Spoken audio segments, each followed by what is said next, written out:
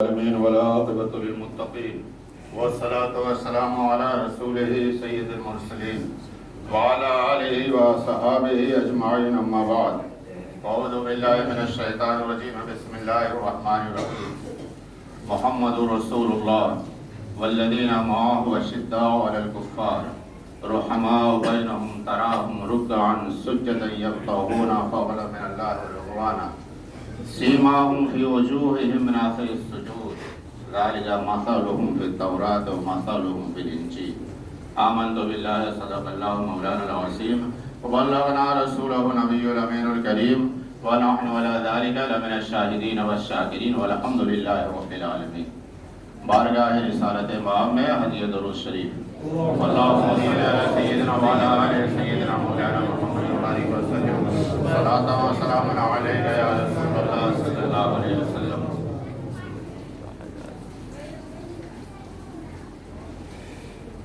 میں نے جو آیت مقدسہ پڑھی ہے، یہ جو آیت ہے میں نے آج ہی پڑھی ہے، اور یہ آیت کریمہ تمام صحابہ کرام کی ان کی صفت، ان کی سیرت، ان کی عادت مبارکہ، ان کے فضائل بیان کی ہے. محمد اللہ کے رسول ہیں اور ان کے ساتھ والے کافروں پہ سخت ہیں، آپس میں رحم دل ہیں، اور جب تم انہیں دیکھو گے تو رکوع کرتے ہوئے سجدہ کرتے اور اللہ کا فضل اور رضا چاہتے ہیں. اور ان کی یہ صفت تورات میں بھی ہے اور انجیل میں بھی ہے. اور سیدھے سیدھے اگر ہم یہ سمجھیں کہ پہلے کے جو مذاہب گزرے ہیں ان میں بھی حضور کے صحابہ کی صفت، ان کی سیرت، عادت مبارکہ، ان کے عادت و اطوار ان مذاہب میں بھی بیان ہوئے تھے. یہ آیت مقدسہ صحابہ کرام کے تعلق سے ہے، جیسا کہ حضرت سلمان فارسی رضی اللہ تعالیٰ عنہ کا بیان چل رہا ہے. اور حضرت سلمان فارسی کا یہ 2-3 جمعہ میں اور چند منٹ بیان کرنے سے ان کی سیرت نہیں ختم ہوتی. جس شخص نے سچائی کی تلاش میں 300 سال گزارے ہوں، تو ظاہر بات ہے ان کی ایک ایک دن کی زندگی جو ہے ایک پوری داستان کی حیثیت رکھتی ہے. اور ایسا بھی نہیں ہے کہ اپنے کام میں لگے رہتے تھے، یہ بھی کام کرتے رہتے تھے. یہ پورے 300 سال انہوں نے صرف سچائی کی تلاش میں گزارے. یہاں تک کہ شادی بھی، یہ جو سنت ہے، یہ آخری عمر میں انہوں نے. اور ایک ایسا شخص جو زمیندار تھا، غلام بننے پہ مجبور ہوا، لیکن غلام بننا قبول کیا سچائی کی تلاش میں کہ سچائی کہاں ہے، حق کہاں پہ ہے. مذہبی گھرانے کا فرد تھا، قوم میں اس کا ایک رتبہ تھا، ایک حیثیت تھی، وہ اپنی وہ حیثیت کو چھوڑا. شاہی گھرانے میں بھی عمل دخل تھا، وہاں بھی جان پہچان پہنچ تھی، اس حیثیت کو بھی چھوڑا. کبھی لوگوں کی خدمت کی گیا، کبھی غلام بننے پہ مجبور ہوا، کبھی کتنی بار بکا ہے آدمی، لیکن سچائی کے راستے سے حق تلاش کرنے کے لیے وہ اپنے راستے سے نہیں ہٹے. تو ان کی سیرت چند منٹوں میں نہیں ہوتی. ظاہر بات ہے جو سینکڑوں سال لگا ہو، ان کی ایک ایک دن کی، ایک ایک ہفتے کی جو ہے تاریخ پوری ایک داستان کی حیثیت رکھتی. بہرحال اسلام قبول کرنے کے بعد، اور عمر کی تو خصوصیت تھی، اور جب اسلام قبول کیا تو انہوں نے، حضور نے ایک دعا ان کو دی، اور دعا جو ہے یہ تھی کہ سلمان تمہیں کبھی مرض الموت کے علاوہ کوئی مرض، کوئی بیماری، کوئی کمزوری نہ آئے. داخل عمر تک، عمر ضرور ان کی بڑھی لیکن طاقت و توانائی برقرار رہی. عمر کے حساب سے طاقت و توانائی کم نہیں ہوئی، یہاں تک کہ آخری عمر میں بھی، انتقال سے 3-4 سال پہلے بھی وہ ایران سے لے کے سیریا تک پیدل سفر کیا انہوں نے۔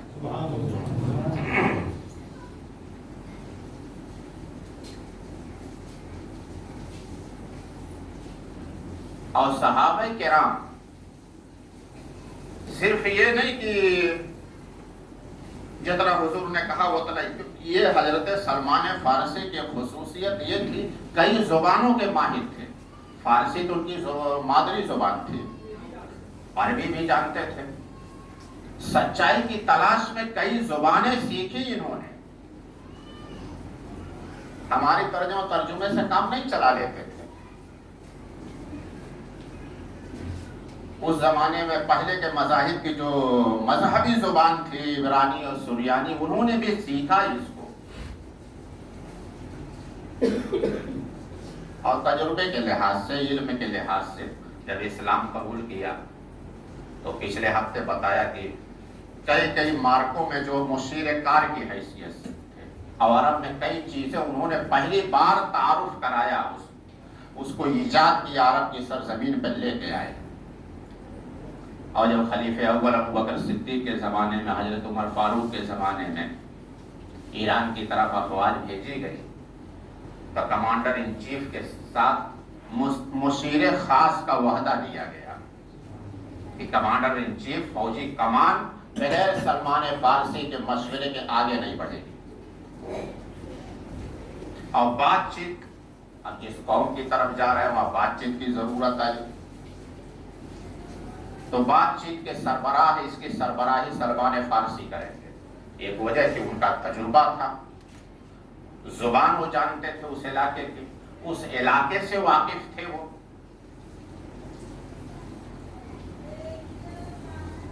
اور اس کے ساتھ ساتھ آپ میلاد سنتے ہوں گے کبھی، ایک شعر آپ نے برابر سنا ہوگا،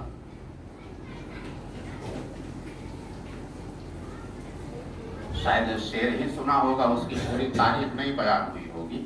دشت تو دشت ہے دریا بھی نہ چھوڑے ہم نے، دشت تو دشت ہے دریا بھی نہ چھوڑے ہم نے، بحر ظلمات میں دوڑا دیے گھوڑے ہم نے، دشت تو دشت ہے دریا بھی نہ چھوڑے ہم نے۔ یہ جب ایران فتح ہوا، ایران اس زمانے میں ایک سپر پاور کی حیثیت رکھتا تھا۔ اس زمانے میں حضور صلی اللہ علیہ وسلم نے جب مدینہ ہجرت فرمایا اور جب تھوڑا سکون ہوا تو شاہان زمانہ کے پاس آپ نے خطوط لکھے تھے، اسلام کی دعوت دی تھی۔ جتنے اس زمانے میں قرب و جوار میں بادشاہ تھے تو اکثر عیسائی حکمراں جو تھے وہ جانتے تھے ایک نبی کے ظہور کا زمانہ ہے، تو انہوں نے ایک جواب جو دیا ایک سیاسی طور پہ تھا، ٹھیک ہے ہم اس پہ غور کریں گے، دیکھیں گے بعد میں۔ لیکن ایران کے بادشاہ نے جب آپ کا نامہ مبارکہ پہنچا تو پھاڑ دیا اور اس کے بعد پھینکا اور کہا کہ عرب کے بدوؤں کی ہمت کیسے ہو گئی کہ ہم کو خط لکھیں۔ سفیر واپس آیا، بتایا کہ ایران کے بادشاہ نے ایسا ایسا کہا کہ میرا نامہ مبارک نہیں پھاڑا، اس نے اپنی سلطنت کے ٹکڑے ٹکڑے کر دیے۔ تو جب وہاں پہ پہنچے فتح کرتے ہوئے، جب دارالحکومت میں پہنچے تو پہلے دریائے دجلہ پڑتا تھا اور برسات کا سیزن آ گیا تھا، دریا پوری اٹھان پہ تھا۔ اب ظاہر بات ہے ان کو یہ تھا کہ جب تک یہ برسات کا سیزن جائے گا نہیں، 3-4 مہینہ جائے گا نہیں، تب تک یہ حملہ آور نہیں ہو سکتے۔ یہ دریا کے اس کنارے تھے، شہر دوسرے کنارے تھا۔ کمانڈر ان چیف سعد بن ابی وقاص صحابی رسول، اس علاقے کے کمانڈر ان چیف، دونوں نے خواب دیکھا کہ میں اپنا گھوڑا دریا میں دوڑا رہا ہوں۔ صبح خواب بیان کیا، کہا اس کی تعبیر یہی ہے کہ گھوڑا دریا میں ڈال دیا جائے، 4 مہینہ انتظار نہیں کیا جائے۔ تو جو کہا ہے اقبال نے، دشت تو دشت ہے دریا بھی نہ چھوڑے ہم نے، تو سب سے پہلا گھوڑا ڈالنے والے دریا میں کمانڈر ان چیف سعد بن ابی وقاص تھے اور ساتھ میں سلمان فارسی تھے۔ یہ سب سے پہلے ڈالنے والے، بعد میں پوری فوج آئی تھی ان کے پیچھے پیچھے۔ یہ 2 شخصیتیں تھیں برسات کے سیزن میں جبکہ سیلابی کیفیت ہوتی دریا میں، سب سے پہلا گھوڑا ڈالنے والے کمانڈر ان چیف سعد بن ابی وقاص اور ساتھ میں سلمان فارسی تھے۔ اور اس کے بعد یہ دیکھو حضور نے صحابہ کرام کو تعلیم کیا کیا دیا تھا، علم کتنا دیا تھا حضور نے۔ جب وہاں فتح ہو گیا، وہاں پہ صحابہ رہنے لگے تو آب و ہوا وہاں سوٹ نہیں کرتی تھی صحابہ کو، اکثر بیمار رہنے لگے۔ جب یہ مدینے خبر پہنچی امیر المومنین عمر فاروق کو، تو حضرت عمر فاروق نے کمانڈر ان چیف سعد بن ابی وقاص کو لکھا کہ حذیفہ بن ایمان کو اور سلمان فارسی کو، ان دونوں کو وہاں سے بھیجو، قرب و جوار میں یہ تلاش کریں کہ عرب کی آب و ہوا کے مطابق وہاں کی آب و ہوا کہاں کی ملتی جلتی ہے، عرب کی آب و ہوا کے مطابق کہاں کی آب و ہوا ہے، وہاں ایک شہر آباد کر کے وہاں آباد کر دیا جائے۔ اس لیے وہاں سے تو صحابہ کو بلا نہیں سکتے تھے، اس لیے ابھی کچھ لوگ مسلمان ہوئے، جیسے وہاں سے ہٹیں گے معاملہ پلٹ جائے گا، اور وہاں سوٹ ہوا نہیں کر سکتی ہے، سب کو رکھ بھی نہیں سکتے ہیں، تو وہاں کے قریب کے علاقے میں جہاں آب و ہوا عرب کی آب و ہوا کے موافق ہو، وہاں شہر آباد کر کے وہاں رکھا جائے کچھ لوگوں کو، تاکہ اگر ضرورت پڑے تو وہاں سے وہاں بھیجا جا سکے۔ تو کمانڈر ان چیف سعد بن ابی وقاص نے سلمان فارسی حذیفہ بن ایمان کو روانہ کیا کہ جا کے دیکھیں اس قرب و جوار میں عرب کی آب و ہوا کے مطابق کہاں کی آب و ہوا ملتی جلتی ہے۔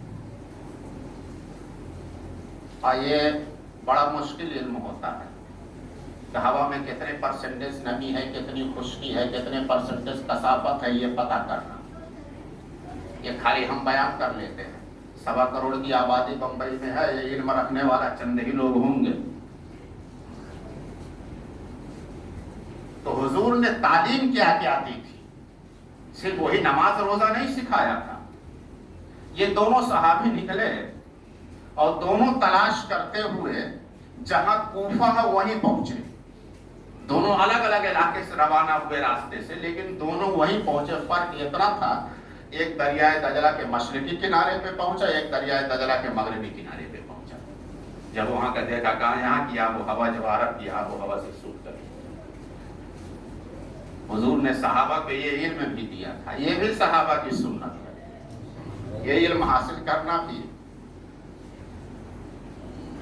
تو وہیں بہرحال کوفہ آباد کیا گیا، اور جب کوفہ وہاں آباد ہوا، کمانڈر ان چیف سعد بن ابی وقاص کو حکم دیا کہ وہاں آ کر کے ایک شہر آباد کریں۔ تو وہاں آ کر کے سب سے پہلے سعد بن ابی وقاص نے مسجد کی بنیاد رکھی، اس کے بعد صحابہ کرام کے لیے کالونیاں بنائی۔ یہ بھی صحابہ کی سنت ہے، سب سے پہلے مسجد کی بنیاد۔ ہمارے ہاں سب چندی چور ہوتے ہیں، ہمارے ہاں جو آبادیاں بساتے ہیں بیچارے، وہ بھی بس اتنا ہوتا کہ کسی طرح جو ہے لوگوں کو بسائیں، جو ہے یہ خالی کریں چلیں، بعد میں مسجد روم خرید کر کے بنا لینا۔ یہ بھی سنت ہے، سب سے پہلے مسجد کی بنیاد ہو، اس کے بعد کالونیاں انہوں نے بسائی۔ تو حضور صلی اللہ علیہ وسلم نے صحابہ کرام کو صرف نماز روزے اور سنت کی تعلیم نہیں دی تھی، یہ تعلیم بھی دیا تھا کہ آج کے زمانے میں بھی یہ بمبئی کے 1.25 کروڑ کی آبادی میں یہ چند ہی لوگ اس علم سے واقف ہوں گے، اور وہ خالی نہیں ہوں گے، حکومت کے وعدوں میں بیٹھے ہوئے، ان کی ضرورت ہے۔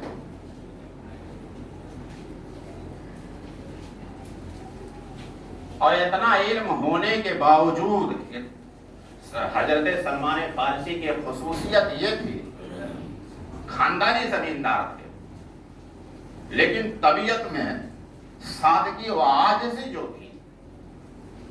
جب مدائن فتح ہوا، ایران کا دارالحکومت اس زمانے کا، تو حضرت عمر فاروق نے کہا کہ آپ کو وہاں کا گورنر بنایا جاتا ہے۔ انہوں نے کہا نہیں، کسی اور کو بنا دیجیے، مجھے اس کی ضرورت نہیں ہے۔ کہا نہیں، آپ کو قبول کرنا پڑے گا، حکومت کو آپ کی ضرورت ہے۔ حضرت عمر فاروق کی خصوصیت، کامیابی کی ایک وجہ یہ تھی، وہ عہدہ اس کو دیتے تھے جو اس کا اہل ہو، وہ دباؤ میں کسی کو عہدہ نہیں دیتے، اور دوسری وجہ یہ تھی کہ جس کو بھی وعدہ دیتے تھے سب سے پہلے بولا کہ پہلے تمہاری پراپرٹی کتنا ہے دکھاؤ، تمہارے مکان کتنے ہیں، دکان کتنے ہیں، زمین کتنی ہے، غلام کتنے ہیں، اونٹ کتنی ہے، بکری کتنی ہے، سب لکھاؤ۔ یہ لکھ لیتے تھے، اس کے بعد وعدہ دیتے تھے، وعدے سے جب فارغ ہوتا تھا وہ یا کسی وجہ سے ہٹایا جاتا تھا پھر بلاتے تھے اب بتاؤ تمہارے پاس پراپرٹی کتنی ہے۔ اگر پراپرٹی بڑھتی تھی تو میچ کرتے تھے کہ جو تمہیں پگار دی جا رہی ہے اس سے تم اخراجات کرنے کا، اپنا اخراجات کرنے کے بعد کیا اتنی آمدنی بچی کہ اتنی جائیدادیں تو خرید سکتے تھے۔ اگر وہ کمپیئر میں صحیح ہوا تو ٹھیک ہے، ورنہ بہت کے بیت المال ضبط کر لیتے اور اچھی خاصی تنخواہ دیتے۔ حضرت سلمان فارسی کو انہوں نے زبردستی وعدہ دیا۔ بہرحال میں ان کی روایت کردہ چند حدیثیں آپ کو بتا دوں، 64 حدیثیں انہوں نے روایت کیا ہے۔ حضرت سلمان فارسی رضی اللہ تعالیٰ عنہ فرماتے ہیں، اب ماہ رجب شریف ہے، اس کے تعلق سے ان کی جو حدیث ہے میں بتا دوں آپ کو۔ فرماتے حضور صلی اللہ علیہ وسلم نے فرمایا ماہ رجب میں ایک رات اور ایک دن ایسا ہے، ویسے پورے ماہ رجب کی فضیلت ہے، یہ خصوصی فضیلت ہے ماہ رجب کی، کہا لیکن ایک دن ایک رات ایسی ہے، رات میں عبادت اور دن میں روزہ، 100 سال کی عبادت اور 100 سال کے روزے کا ثواب ملتا ہے۔ وہ 27 رجب ہے، آپ اس میں نہیں آتے ہیں، اس میں روزی تھوڑی لکھی جاتی ہے۔ سلمان فارسی سے روایت ہے کہ آپ ماہ رجب میں ایک رات ایسی ہے کہ رات کی عبادت اور دن کا روزہ، 100 سال کی عبادت اور 100 سال کے روزے کا ثواب ملتا ہے۔ وہ 27ویں رجب کی رات ہے، رات کی عبادت اور دن کا روزہ۔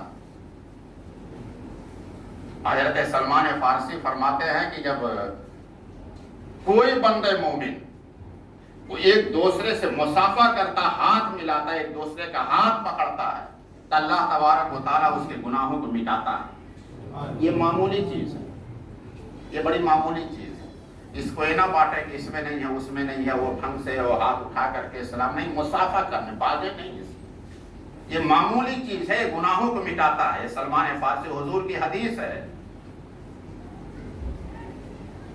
دوسری حدیث روایت کرتے ہیں کہ اللہ کے رسول صلی اللہ علیہ وسلم نے فرمایا کہ مومن کی روح برزخ میں اعلیٰ علیین میں ہوتی ہے اور آزاد ہوتی ہے جہاں چاہتی ہے جاتی ہے۔ یہ مومن کی روح جہاں چاہتی آتی جاتی رہتی ہے، اور کافر کی روح اعلیٰ علیین میں قید ہوتی ہے۔ مومن کی روح آزاد ہوتی ہے، اپنے گھروں میں بھی آتی ہے، اور خاص کر جمعرات اور جمعہ کے دنوں لعنت بھیج کے چلی جاتی ہے۔ اس لیے آپ کچھ کرتے تو ہیں نہیں، آپ دیکھے ہوں گے تمہارے بچپن میں تمہارے گھروں کا عالم کیا تھا، ہر جمعرات کو کچھ نہ کچھ کھانا وغیرہ فقیر کو صدقہ دیا کرتے تھے، اور آپ اس کو رسم سمجھتے تھے، یہ حدیث کے مطابق ہے، حدیث کا عمل ہے۔ تو روحیں آتی ہیں جمعرات میں، ان کو کچھ نہ کچھ دیا جائے، اور یہ نہ سمجھے وہ بڑے آرام سے ہوں گے، وہ جتنی تکلیف میں ہوں گے، مردہ کا قبر کا حال مردہ ہی جائے۔ اور جب یہ گھروں پہ آتے ہیں کہ یہ ان کی ضرورت ہوتی ہے، ایک آرزو ہوتی ہے کہ کچھ مل جائے گا، کچھ چاہت ہوتی ہے کہ کچھ یہاں سے سارے ثواب ہوگا، کچھ نیکیاں ہمیں ملیں گی، اور جب کچھ نہیں ملتا ہے تو لعنت بھیج جاتی ہیں کہ ہم نے پوری زندگی جس کے لیے کیا وہ چند 40واں کر کے وہ بھول گئے۔ یہ حدیث کے مطابق ہے۔ یہ جمعرات اور جمعہ کو خاص طور پر خیال رکھیں، اس کا کچھ نہ کچھ احسان ثواب کریں۔ اس کے بعد حضرت سلمان فارسی فرماتے جب اللہ تبارک و تعالیٰ نے قلم کو پیدا فرمایا، نور کو حضور کے نور کو پیدا فرمایا، پھر قلم کو پیدا فرمایا، اس کے بعد کہا کہ قلم سے کہا کہ لکھ، تو اس نے لکھا لا الہ الا اللہ محمد رسول اللہ، اور ساتھ میں یہ لکھا میں محمد مصطفیٰ ہی کے وسیلے واسطے سے لوں گا اور محمد مصطفیٰ کی واسطے سے دوں گا۔ آپ نے واسطہ بھی چھوڑ دیا، اس کو بھی مسلک و جماعت کی قید میں لے کر کے آ گئے۔ یہ تو صحابہ کا طریقہ تھا۔ حدیث ہے سلمان فارسی فرماتے ہیں جب قلم نے لکھا لا الہ الا اللہ محمد رسول اللہ اور ساتھ میں یہ لکھا میں محمد مصطفیٰ کے واسطے ہی سے لوں گا اور محمد مصطفیٰ ہی کے واسطے سے دوں گا. یہ حدیث ہے، یہ صحابہ کا طریقہ ہے. اس کو خیال اللہ تبارک و تعالیٰ ہمیں صحابہ کی سیرت مقدسہ پہ عمل کرنے کی توفیق عطا فرمائے. جن لوگوں نے سنتیں نہ پڑھی وعدہ